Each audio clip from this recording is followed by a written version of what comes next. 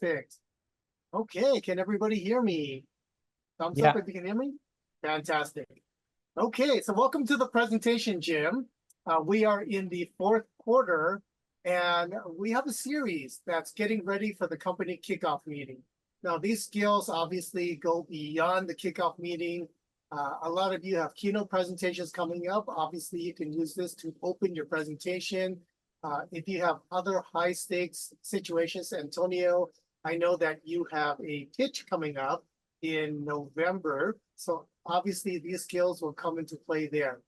So before I jump in, why don't we go around the room, and I'm going to hand the mic over, share with us your name and what you want to work on in today's gym session. So there's three choices. The first choice is you can do the exercise that I'm going to set up. The second choice is you can run through a portion of your presentation. And the third choice is just ask questions. Anything goes. So Julie Laverne, let me have you introduce yourself and what would you love to work on today? Hi, everyone. I'm Julie Laverne from Ottawa, Canada, and speaking at Disrupt HR, so doing the practices with Anthony. I would love to do a run through of a portion of my talk. Fantastic. So for context, Julie is taking the stage pretty soon, right? This month, at 2 towards weeks. the end of this month. Mhm. And she has 5 minutes to do a presentation, 20 slides that auto advance. So it's a very challenging framework. Are you So doing Julie, Disrupt, Julie? Yep. Nice. I'm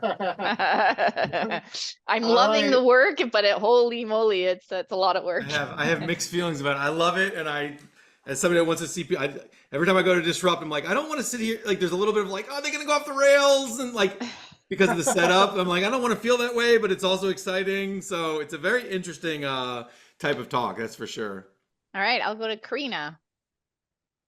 Hello, everybody. My name is Karina. I myself am also a speaker for Disrupt HR. So I'm also here to get some practice in. To Shannon. Hi there. I'm Shannon. I'm in Florida. I'm okay. I'm in South Florida. And I'm going to be speaking at a Women in Technology conference in Virginia. But for today, I'm going to do whatever you have prepared. Okay, I'm going to give it to my friend Nicholas. Hi, Nicholas. I'm preparing for a speech actually tomorrow. I do like youth program and anti-bullying and speaking, and tomorrow I speak to a school, and so really excited to do that. Got a layout, got to see the layout yesterday. It's beautiful. And today I'm going to do like a section. I want to do a section of my presentation, and just keep honing in and getting ready for our big event tomorrow. Let's go, Audrey. I'm here, honestly, I'm in support of Karina. I've been working with her for, I don't know, a couple of weeks on her Disrupt HR presentation. And I reminded her about you, Anthony, even though you guys already know each other. I was like, we have to come here. You're going to get great feedback. So I'm just here to support, but also I'll be like Shannon, maybe participate. All right, Antonio, you are the final speaker today. What would you love to work on if you can introduce yourself? Antonio Bonsignore, CEO of Mobisign, and I'd like to revise the exercise you gave us last time. Fantastic. Okay. All right, welcome.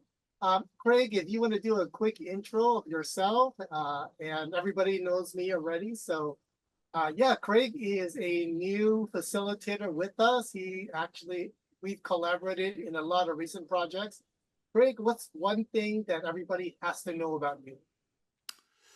What does everybody need to know about me? I'd like you to know about me that I'm driven and fascinated by how people work, particularly in organizations, and that my general work purpose is to help the world work better by improving the places we work.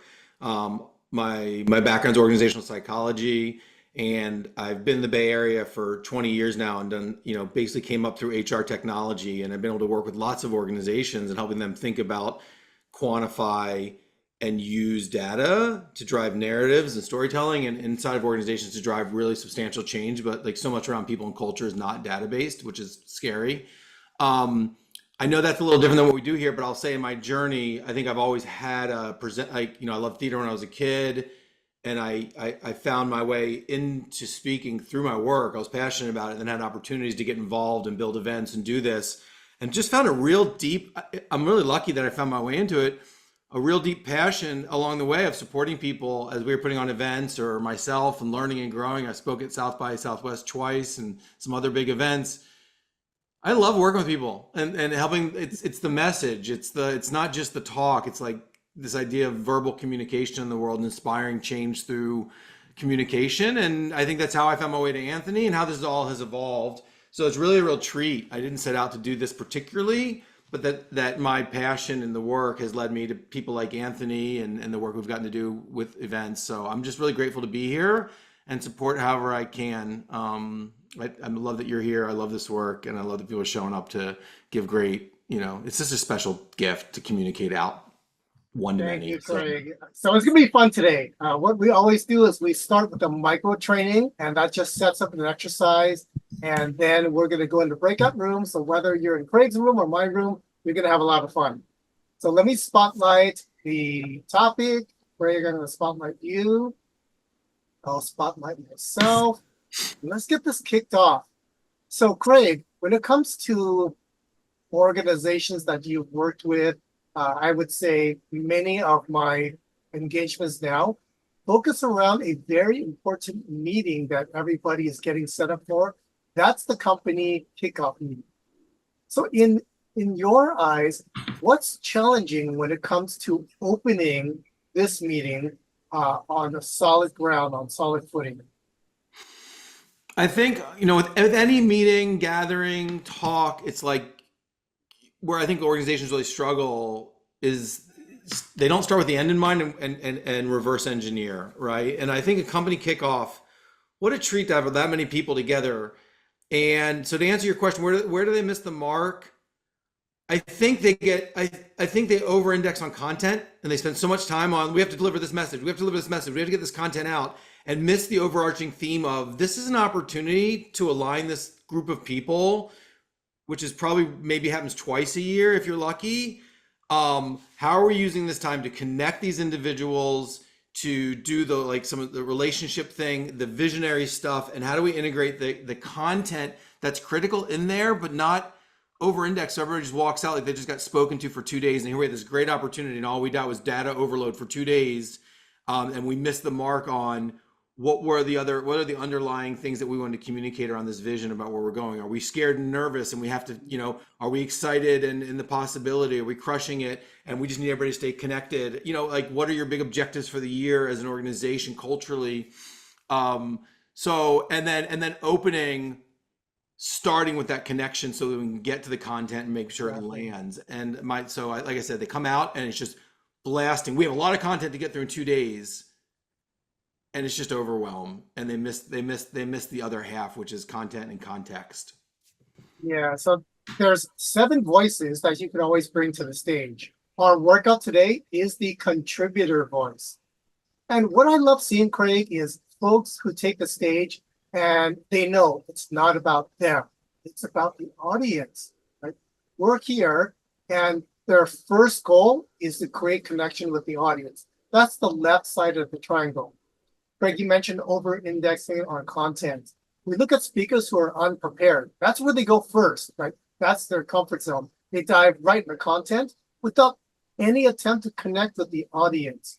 So that's our workout for today. How can we open and create that connection with the audience? The voice sounds a certain way, the intention, the body language, all of that shows up in a different way. So Craig, when you've seen someone take the stage and really sets the tone, what exactly are they doing? They're setting the tone, right? They are. You only have one opportunity to open this, and I think that's so important to be able to see where we're going. I always try to map it out and say, where do you want to end, and how do you want them to walk out of here feeling? Now you have your opening. It's like an essay. Tell them what you're going to tell them. Set the stage, create the container, the context for what's going to come next. So one is just that psychological piece we all crave. You have an opportunity when people know where we're heading, give them a roadmap of what's coming, right? So now there's not as much, there's a human thing of like, if I don't know where I'm going, I might get anxious or whatever. So you're a leader. You're up there as a leader. You're leading this. You're particularly the opener. So they're almost like the MC. So I would be thinking about in some way communicating where are we going in this whole project. So it shows I've thought this through. We know where we want to take you on this journey. Yes. What can you expect over this next day, half day, 2 days, 3 days, whatever you're doing. I would definitely include a story because I think that will connect you to the audience and a story that relates to kind of what your bigger objective is. And personally, I would, this is up to level, the skill that you're comfortable with.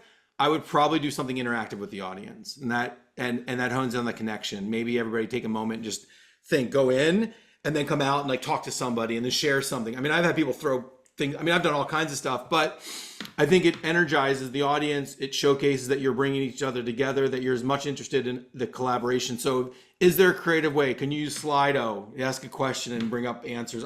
Just something to engage with them and break the dynamic of I'm here talking at you. Yeah, and Shannon, one of the things that we're doing for your keynote is you've identified people in the audience. These are 3 different avatars, and you address them right off the bat. What that shows is, I know who you are. I know the problems and challenges you're facing.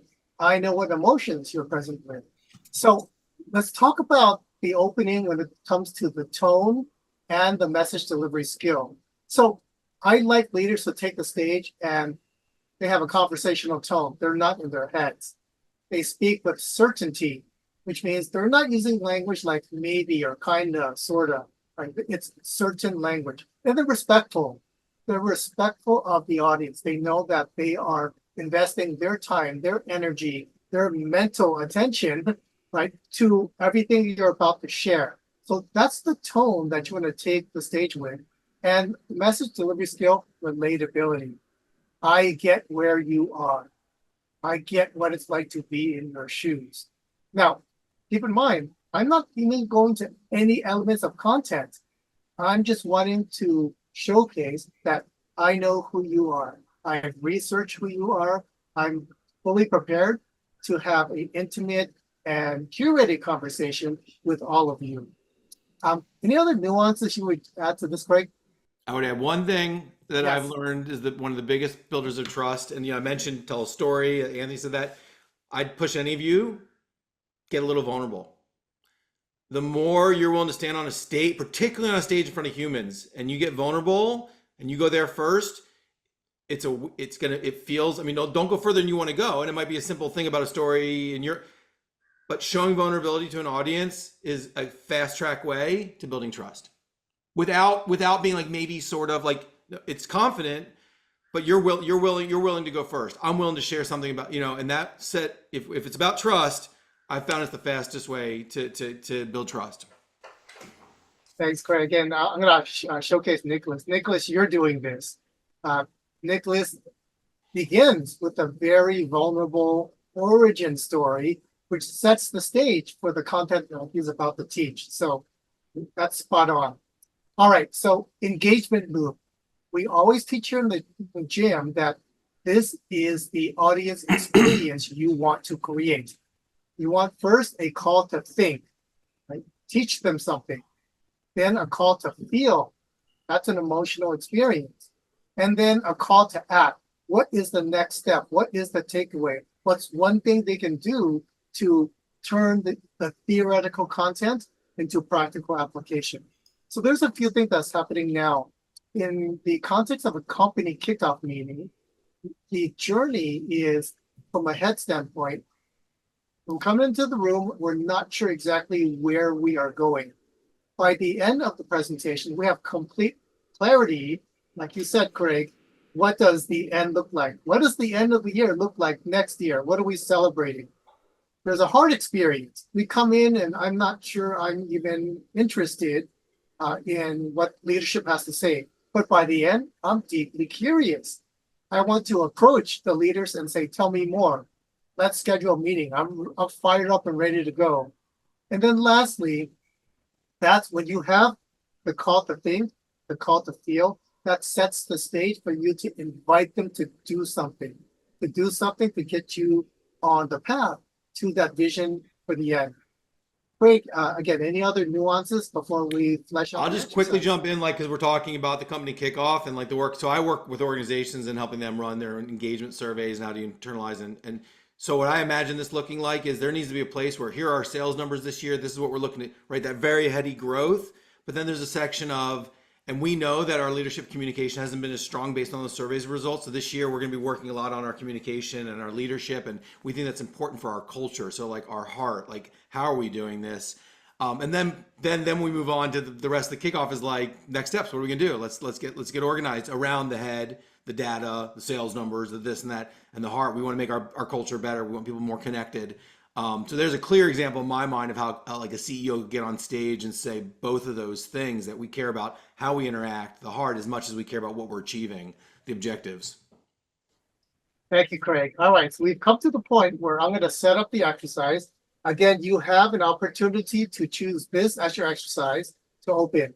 And these are 3 prompts. I'm going to type them into chat so that you have it. The first prompt, I'm going to say, my vision for us is. And that's exactly what Craig just shared with you. Begin with the end in mind. Fast forward, where are we 6 months from now, 1 year from now? So that's the first prompt. The second one is you're telling them the why. The reason why we do anything is because we have corporate values. We have core values that we've committed to as an organization. The reason why we're doing this, and this gives you an opportunity to re-highlight on the core values. The prompt is this is important because. And finally, this is the bold promise. Now, Nicholas, Shannon, you know what I'm talking about. Julie, but this is in our training for Disrupt HR. We want to make a bold promise to the audience. By the end of our session today, you will, and what's the reward? You'll walk away with 1 nugget of wisdom. You'll walk away with 1 leadership tool for your next conversation. You'll walk away with 1 key item to showcase in your LinkedIn profile. So that's your bold promise. And the prompt is you can count on me, ... So I've put them into the chat. Craig, I'm setting up the breakout rooms now. Do you have any nuggets of wisdom before we go into our breakout rooms? No, I'm ready to do it. Fantastic. All right, so I'm going to make an announcement for everyone who is on LinkedIn Live. I'm going to be concluding the LinkedIn Live. So please go over to www.heroicvoice.com/Jim. Click on the Zoom button and you can join us live here. You'll be able to join one of the breakout rooms. So everyone else, I'm so excited for the workouts that are about to take place. Have fun.